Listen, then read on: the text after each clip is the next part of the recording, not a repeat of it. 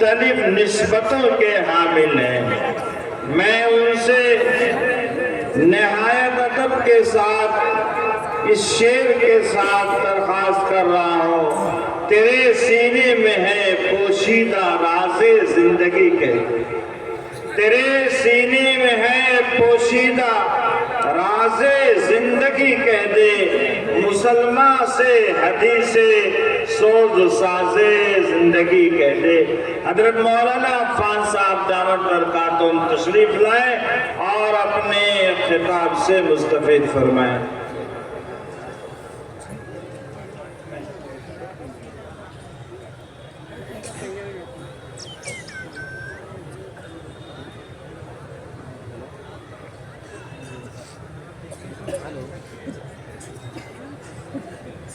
سامنے ہوں یعنی کہ فیس پہ جب تین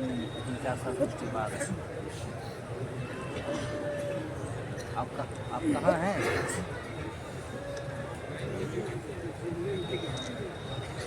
دیکھیے سامنے جو کیمرہ لگا ہے نا، جو کرسی بیٹھے ہوئے ہیں، کرسی والے کے بغل میں ہم بیٹھے ہیں۔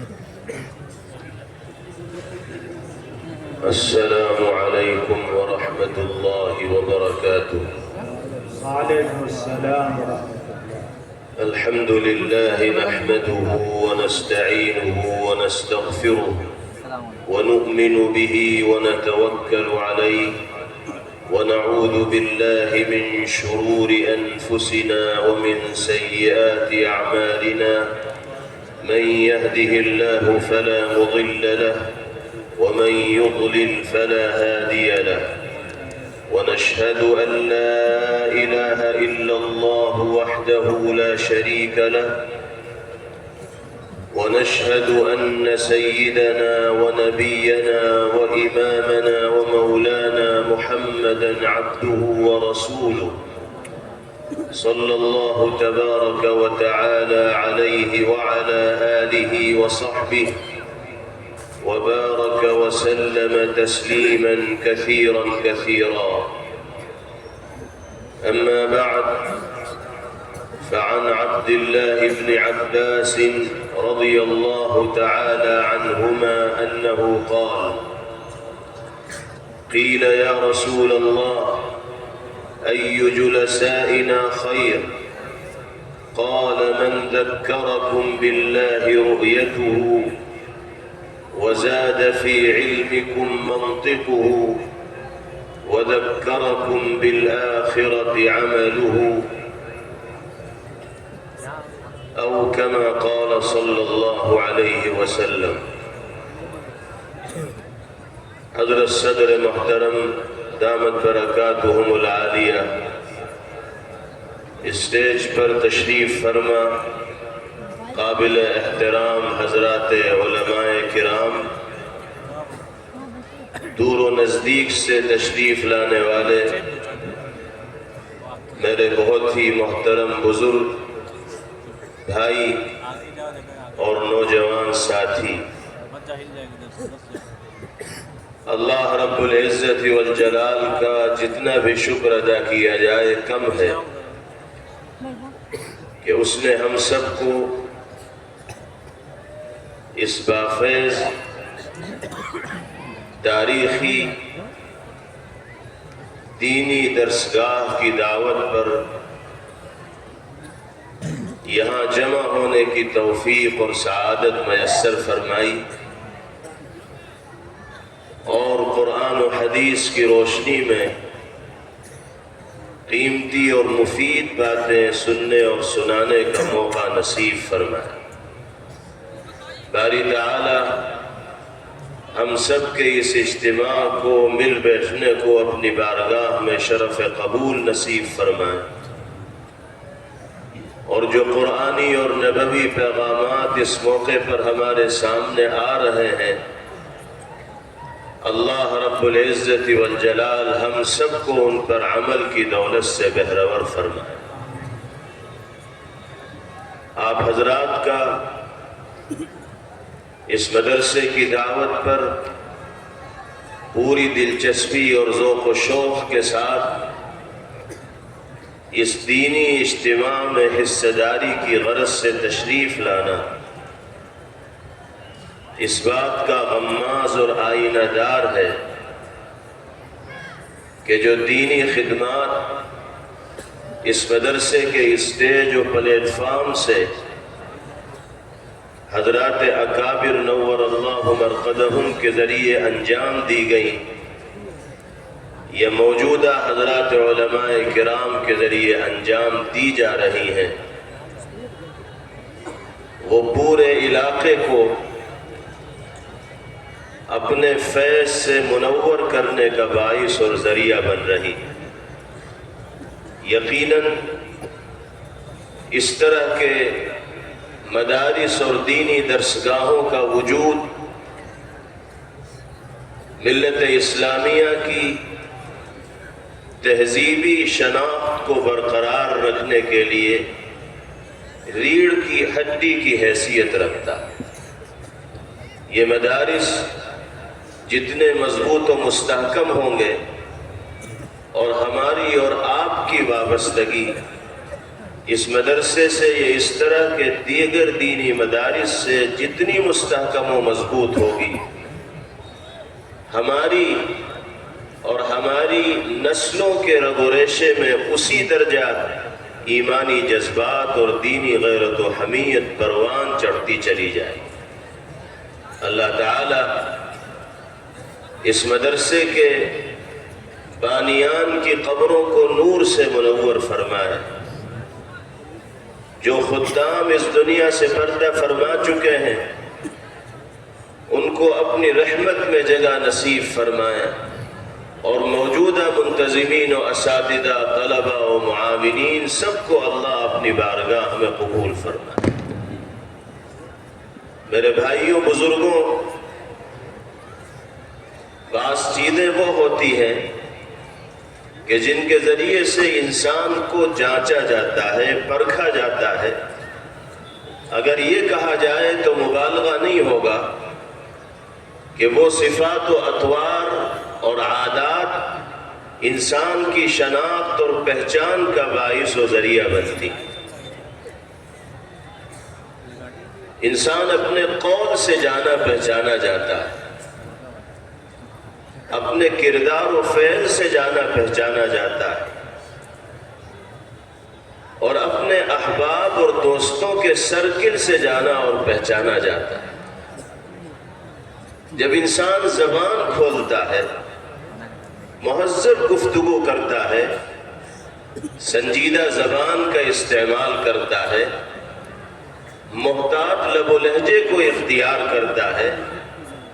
اپنی زبان سے دل آزاری کرنے والے جملے ادا نہیں کرتا، غیر سنجیدہ اور غیر مہذب گفتگو نہیں کرتا، تو نہ صرف یہ کہ انسانی سماج و معاشرے میں اس انسان کو وقار کا مقام حاصل ہوتا ہے، بلکہ زبان کے اور قول کے صحیح استعمال کی بدولت اللہ رب العزت والجلال کی بارگاہ میں بھی وہ محبوبیت اور تقرب کا شرف اور مقام حاصل کر لیتا ہے۔ اسی طریقے سے انسان کا سلوک اگر انسانوں کے ساتھ اچھا ہو، رویہ ممتاز ہو، برتاؤ مثالی ہو، معاملات اچھے ہوں، بڑوں کی عزت و احترام کا جذبہ اس کے دل میں ہو، چھوٹوں کے ساتھ شفقت و محبت کا معاملہ اس کی ذات سے پیش آتا ہو، ہم عصروں کے ساتھ اچھے انداز میں وہ پیش آتا ہو، رشتہ داروں کے حقوق کی ادائیگی کا اہتمام کرتا ہو، اللہ کی مخلوق کے ساتھ بہتر معاملہ کرنے والا ہو، تو اپنے اس حسن کردار کی بدولت دنیا میں بھی انسان پوجا جاتا ہے، عزت کے ساتھ اس کو سروں پر بٹھایا جاتا ہے، اور اللہ کی نگاہ میں بھی وہ محبوبیت کا مقام حاصل کرنے میں کامیاب ہو جاتا ہے۔ سرکار دو عالم جناب محمد الرسول اللہ صلی اللہ تعالی علیہ وسلم نے کردار کی اسی بلندی پر دنیا میں بسنے والے انسانوں کو اللہ کی محبوبیت کا مقام حاصل کرنے کی ضمانت و گارنٹی دی۔ پیغمبر علیہ السلام نے ارشاد فرمایا کہ اللہ کی نگاہ میں انسانوں میں پسندیدہ ترین انسان وہ ہے جو اللہ کے کنبے کے ساتھ، اللہ کی مخلوق کے ساتھ، اللہ کے بندوں کے ساتھ، دنیائے انسانیت کے ساتھ حسن خلق، اچھا سلوک اور بہترین معاملہ کرنے والا ہے۔ احب الناس الى اللہ تبارک و تعالی انفعهم لعیاله۔ پتہ چلا کہ جس طرح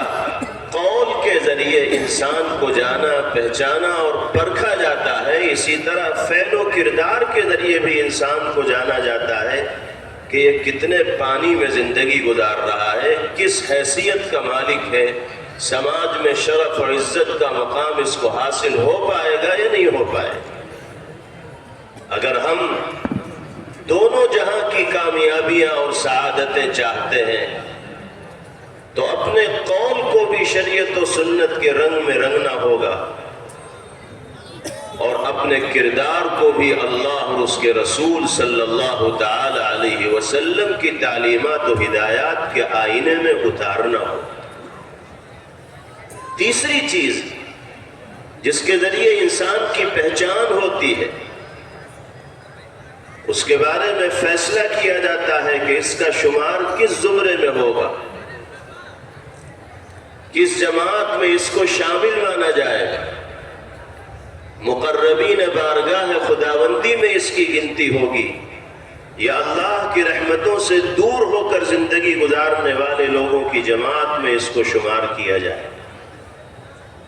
یہ شناخت و پہچان انسان کی اس کے دوستوں کے ذریعے ہوتی، کس کے ساتھ اس کا اٹھنا بیٹھنا ہے، کس کے ساتھ اس کی زندگی کے بیشتر اوقات بسر ہوتے ہیں۔ صبح سے شام تک زیادہ دلچسپی کے ساتھ کن لوگوں کے پاس بیٹھنا اس کو پسند ہے، کن اعمال کو وہ رغبت کے ساتھ انجام دیتا ہے، کیا چیزیں اس کے ذوق و شوق کا محور بنی ہوئی ہیں۔ یہ وہ تمام کی تمام چیزیں ہیں جس کے ذریعے انسان کی ذہنیت کو جانا جاتا ہے، اس کی فکر کو جانا جاتا ہے، اس کے دل کی کیفیت کو بھی کافی حد تک جانا جاتا ہے، اور پھر اسی کے نتیجے میں فیصلہ کیا جاتا ہے کہ یہ عزت و شرف کا مقام دیے جانے کے لائق ہے یا نہیں، اور اللہ کی بارگاہ میں تقرب کا مقام اس کو حاصل ہو پائے گا یا نہیں ہو پائے گا۔ یہ وہ معیار ہے جو ہمارا اور آپ کا بیان کردہ نہیں، بلکہ سرکار دو عالم جناب محمد الرسول اللہ صلی اللہ علیہ وسلم نے ارشاد فرمایا، المرء على دین خلیلہ فلینظر احدکم من یخالل۔ انسان کی پہچان، انسان کی شناخت اس کے دوست کے طریقے کی بنیاد پر ہوتی ہے۔ جس انداز کے دوست ہوں گے اسی انداز کا وہ انسان مانا جائے، جن صفات کے حامل اس کے احباب ہوں گے انہی صفات کا حامل اس شخص کو بھی مانا جائے گا جو ان دوستوں کے ساتھ اکثر و بیشتر وقت گزارنے والا ہے۔ فَلْيَنْظُرْ أَحَدُكُمْ مَنْ يُخَالِلْ۔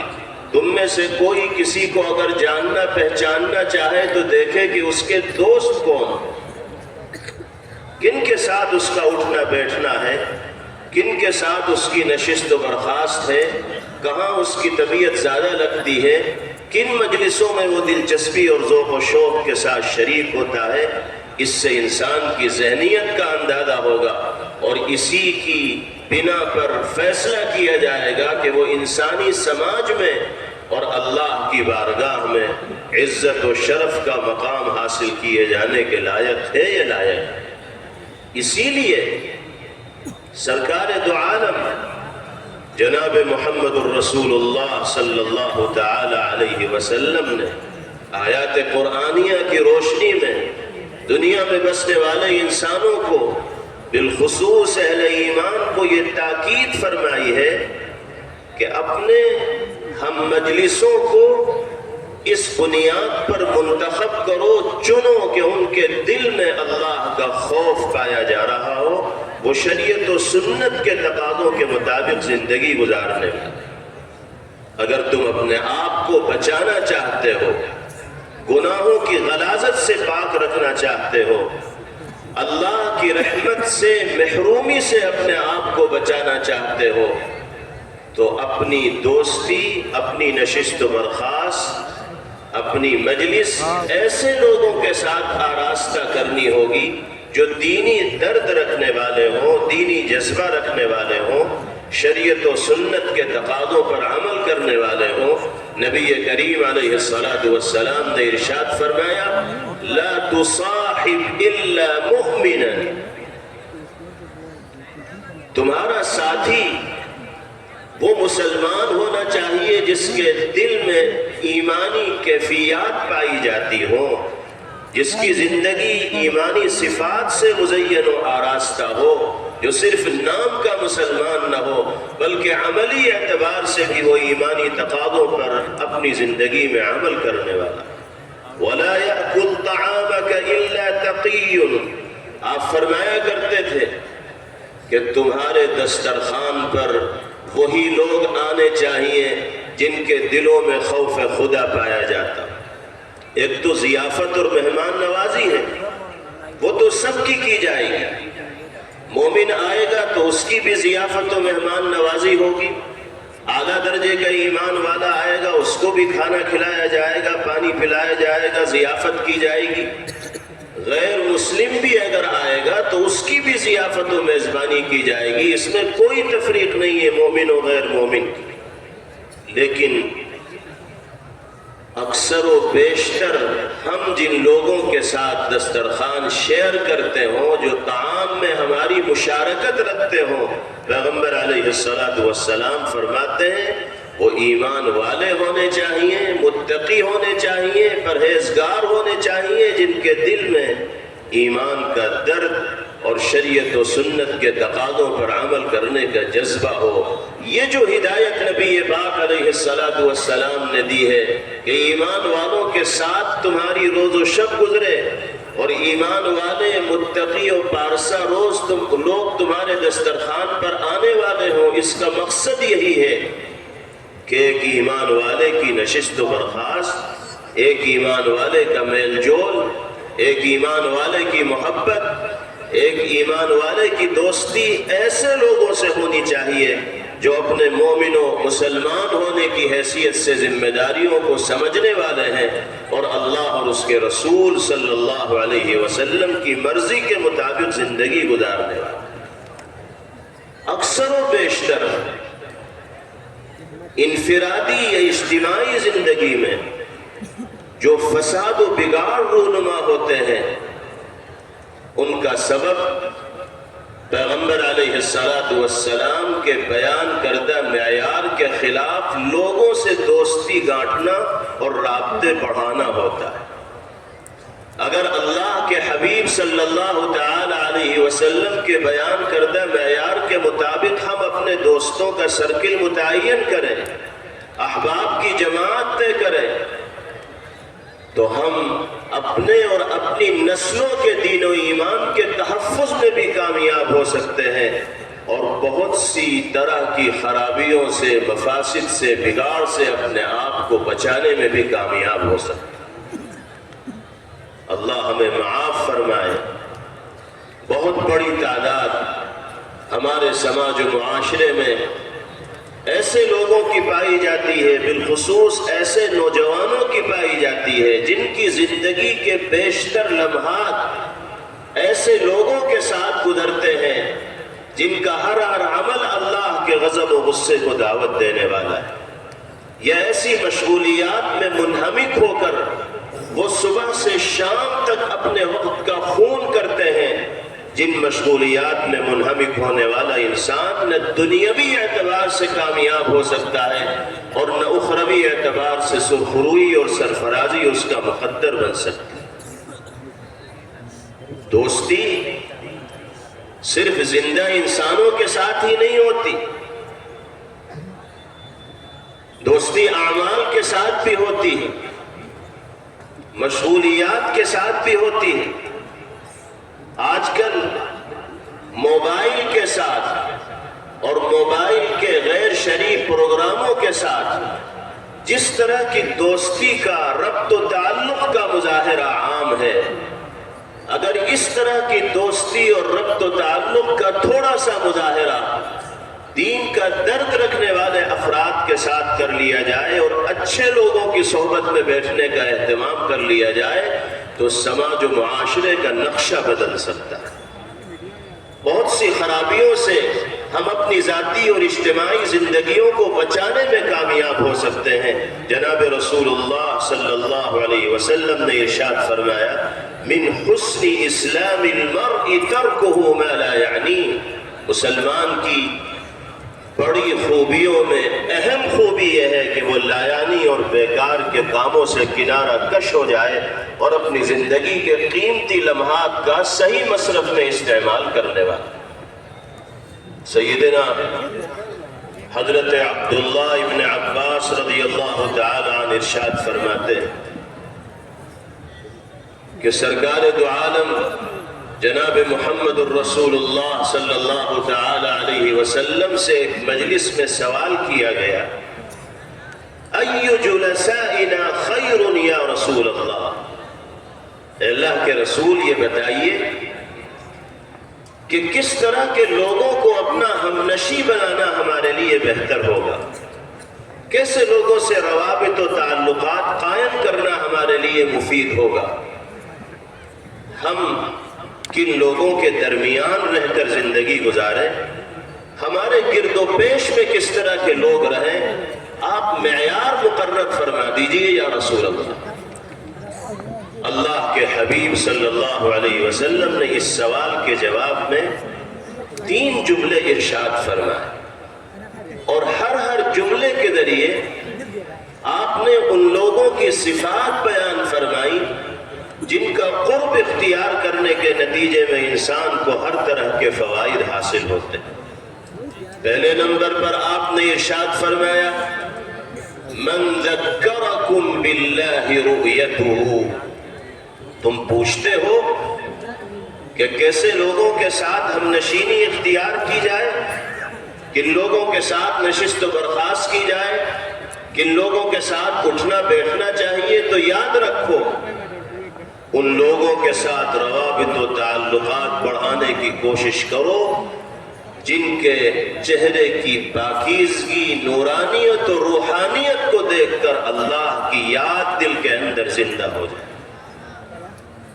جو لوگ شریعت و سنت کے تقاضوں پر عمل کرنے والے ہوتے ہیں، نمازوں کی پابندی کا اہتمام کرتے ہیں، ریا و نمود سے بچ کر مخلصانہ عمل اپنی ذمہ داری اور فریضہ جانتے ہیں،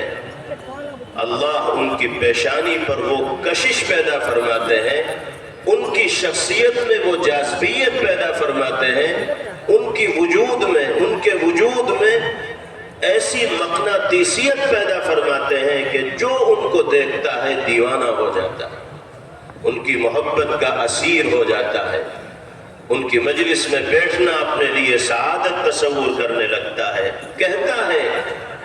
کہ فلاں متبع شریعت بزرگ کی مجلس میں بیٹھ کر دل کی کیفیت بدل جاتی ہے، گناہوں سے تنفر ہونے لگتا ہے اور طاعات کی طرف، نیکیوں کی طرف، حسنات کی طرف طبیعت راغب ہوتی چلی جاتی ہے. یہ اللہ والوں کی صحبت کی برکت ہوتی، اللہ والوں کے فیض سے فائدہ اٹھانے کا نتیجہ ہوتا ہے. حضور پاک علیہ السلام فرماتے ہیں ایسے لوگوں کو تلاش کر کے ان کی ہم نشینی اختیار کرنے والے بنو. یہ جو تم 5-5 گھنٹہ موبائل کے ساتھ بیٹھے رہتے ہو اور اسی کی مجلس کو اپنے لیے کافی سمجھتے ہو اور سب سے گاڑھی دوستی اسی کے ساتھ چھانتے ہو، ذرا تھوڑا وقت نکال کر اہل علم کی مجلسوں میں بھی آ کر بیٹھو، علماء کی خدمت میں بھی آؤ، حضرات مشائخ و بزرگان دین کی صحبت سے بھی فیض اٹھاؤ. دیکھو دل کی دنیا کیسے تبدیل ہوگی اور سکون و اطمینان اور راحت بھری زندگی اللہ کیسے عطا فرمائے. آج ہم مسائل کا رونا تو روتے ہیں، پریشانیوں کی داستان بیان کرتے ہیں، مظالم کے شکوے بھی ذکر کرتے ہیں، اپنے گرد حالات کی سنگینی کا تذکرہ بھی بکثرت کرتے ہیں، لیکن ہم اس پہلو پر غور نہیں کرتے کہ جناب محمد الرسول اللہ صلی اللہ تعالی علیہ وسلم نے سماجی اور معاشرتی اعتبار سے جس چیز کو اطمینان و سکون اور راحت کے حصول کے لیے معیار قرار دیا ہے، اس کا لحاظ بھی ہم رکھ رہے ہیں یا نہیں رکھ رہے ہیں؟ نمازوں سے ہم غافل رہتے ہیں، قرآن پاک کی تلاوت سے دور رہتے ہیں، اللہ کے ذکر کی ہمیں توفیق نہیں ہوتی، پورا سال گزر جاتا ہے اور ایک دور قرآن پاک کا ہم مکمل نہیں کر پاتے، کئی مہینے گزر جاتے ہیں، ایک پارہ قرآن پاک کی تکمیل ہمارے لیے دشوار ہو جاتا ہے۔ اللہ کی بارگاہ میں حاضر ہو کر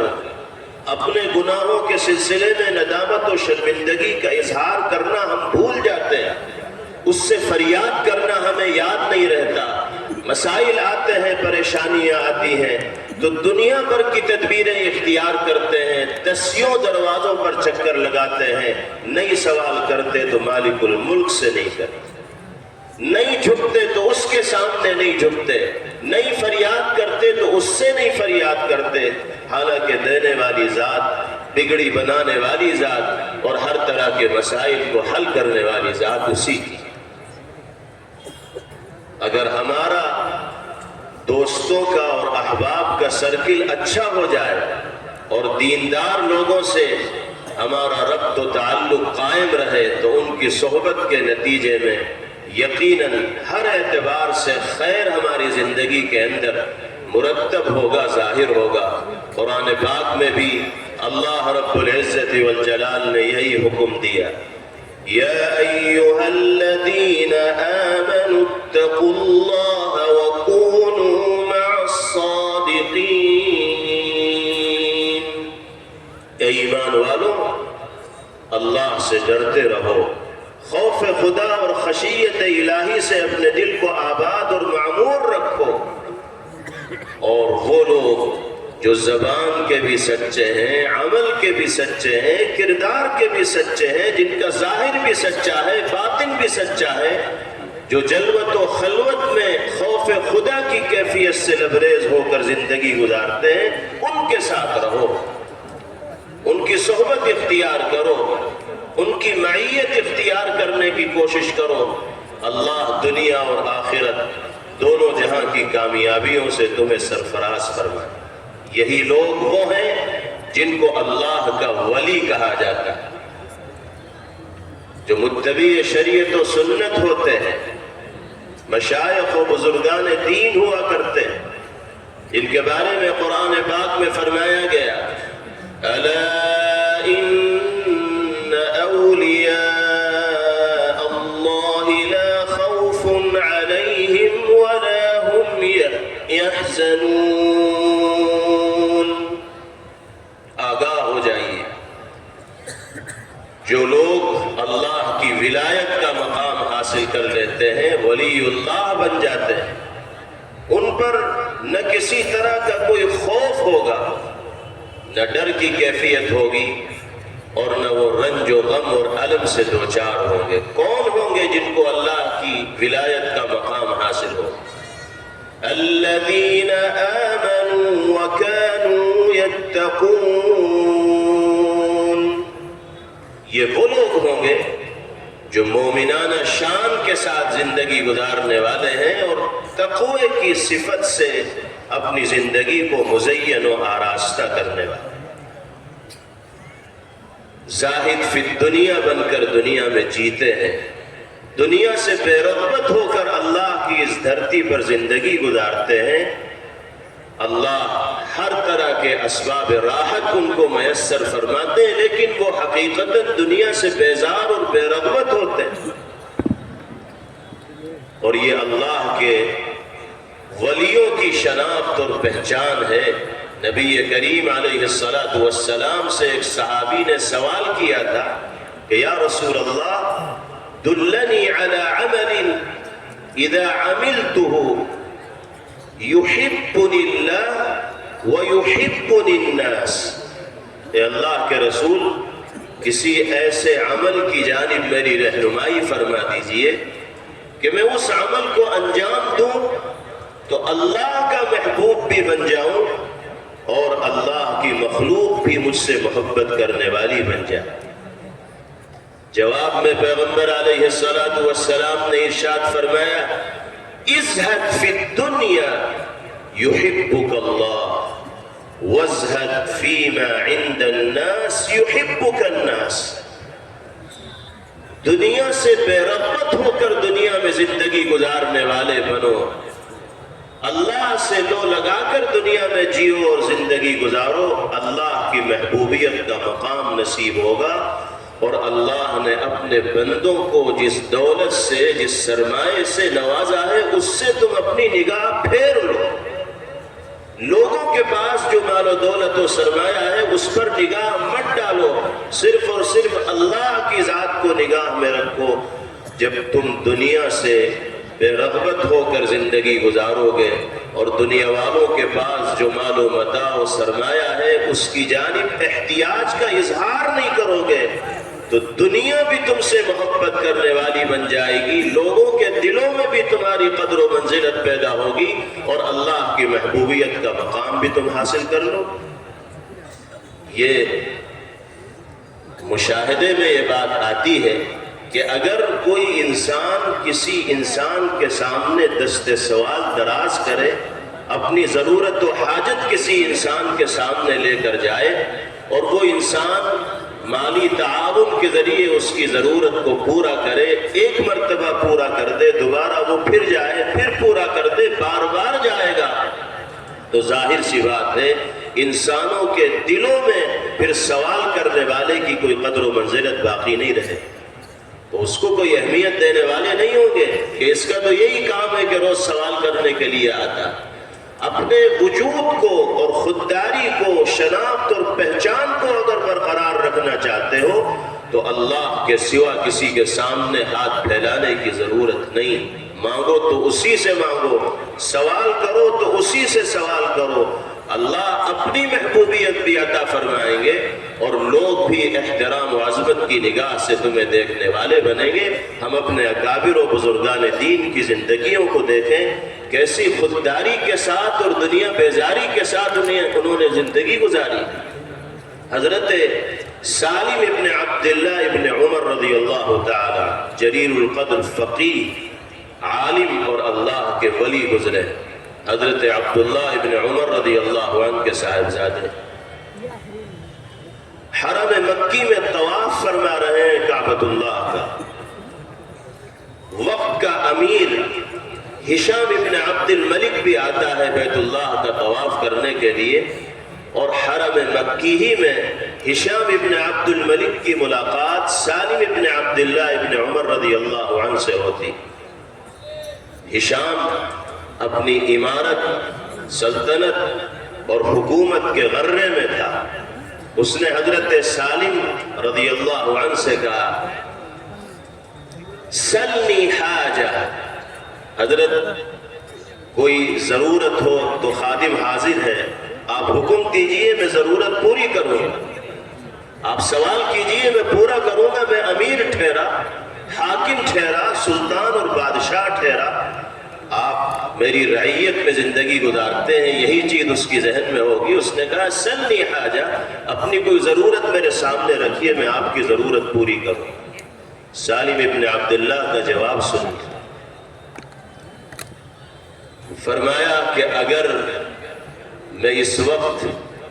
آپ کے سامنے اپنی ضرورت کو پورا کرنے کی درخواست کروں تو مجھ سے بڑا نادان اور بے وقوف کوئی نہیں ہوگا کہ اللہ کی بارگاہ میں حاضر رہتے ہوئے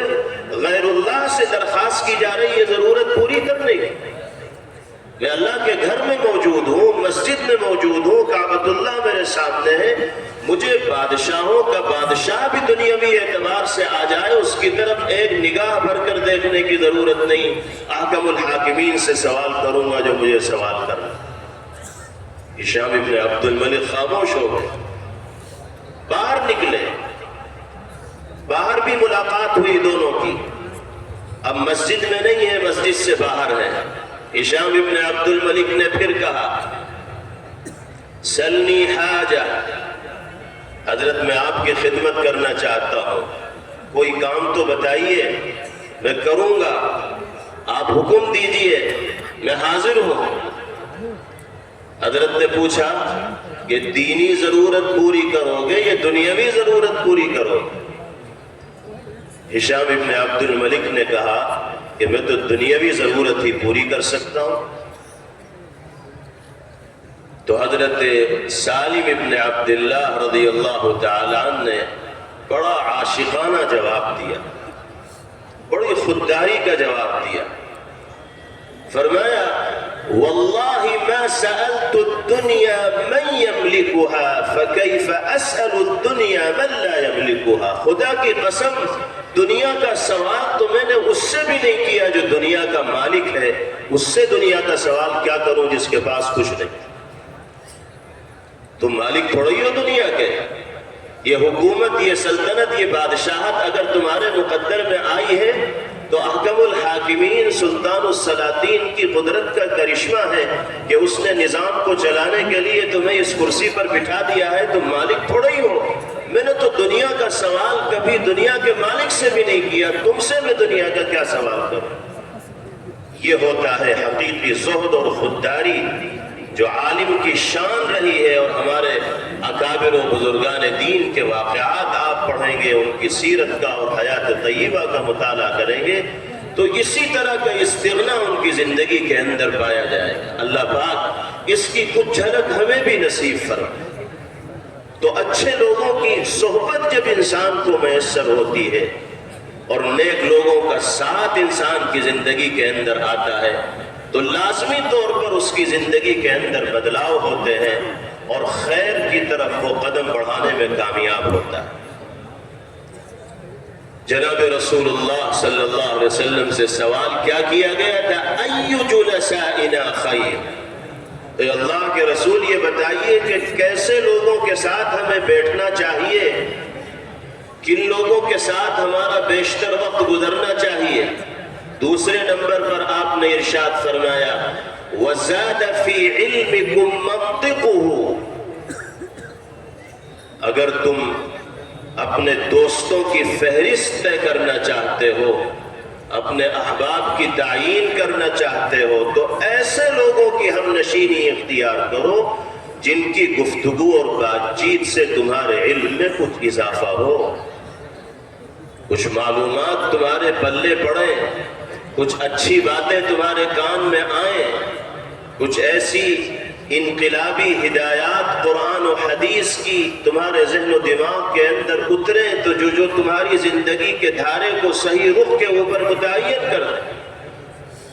اگر ہمارا اٹھنا بیٹھنا، ہماری گفتگو اور بات چیت ایسے لوگوں کے ساتھ نہیں ہے جن کی گفتگو سے ہم اپنے علم میں کوئی اضافہ محسوس نہیں کر رہے ہیں تو ایسی گفتگو اور بات چیت سے اور ایسی مجلس و ہم نشینی سے ہمیں کوئی فائدہ ہونے والا نہیں، کسی طرح کا کوئی نفع ہونے والا نہیں۔ اللہ ہمیں معاف فرمائے۔ ہم جیسے گنہگاروں کی باہمی مجلسوں کی صورتحال یہ ہے کہ علمی اعتبار سے اضافہ ہونا تو دور کی بات، گناہوں پر گناہ ان مجلسوں میں شریک ہونے کی وجہ سے ہمارے نامہ اعمال میں درج ہوتے چلے جاتے ہیں۔ جب تک ہماری مجلسوں میں جھوٹ نہ بولا جائے،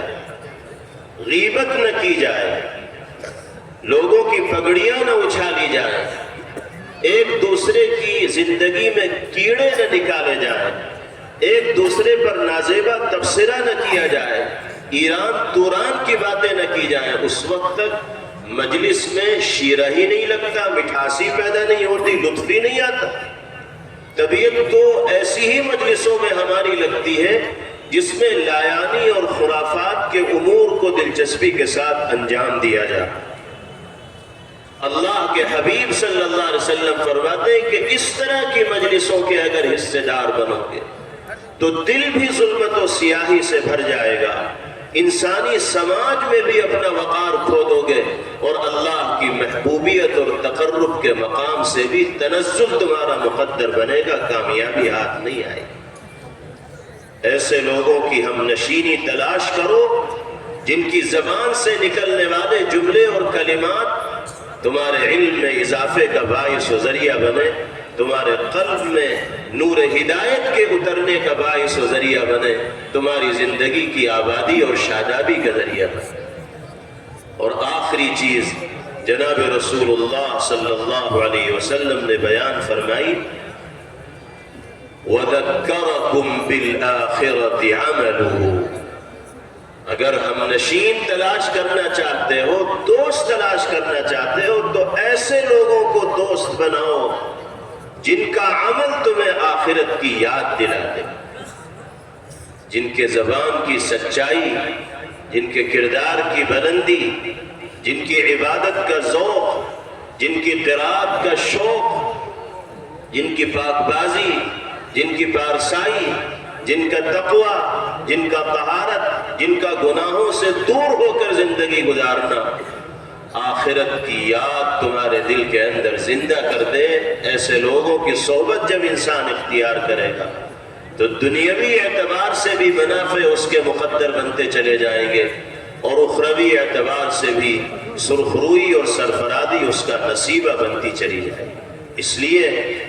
ہمیں اللہ کا شکر ادا کرنا چاہیے کہ اس نے اس دینی درسگاہ اور تعلیمی تربیت گاہ کی شکل میں ایک ایسا مرکز ہمیں اپنے علاقے کے اندر عطا فرما رکھا ہے کہ جس سے منسلک اور مربوط ہو کر اگر ایک طرف ہم اپنی علمی پیاس کو بآسانی بجھا سکتے ہیں تو دوسری طرف اپنے نفوس کے لیے اور قلوب کے لیے تزکیے کا سامان بھی فراہم کر سکتے ہیں۔ یہ اللہ کا کرم ہے کہ اس نے ایسے مواقع اہل علاقے کو میسر فرمائے ہیں۔ ہمیں ان مواقع کی قدر کرنی چاہیے اور علمی فوائد کو بھی اس طرح کے مراکز سے حاصل کرنا چاہیے اور اپنے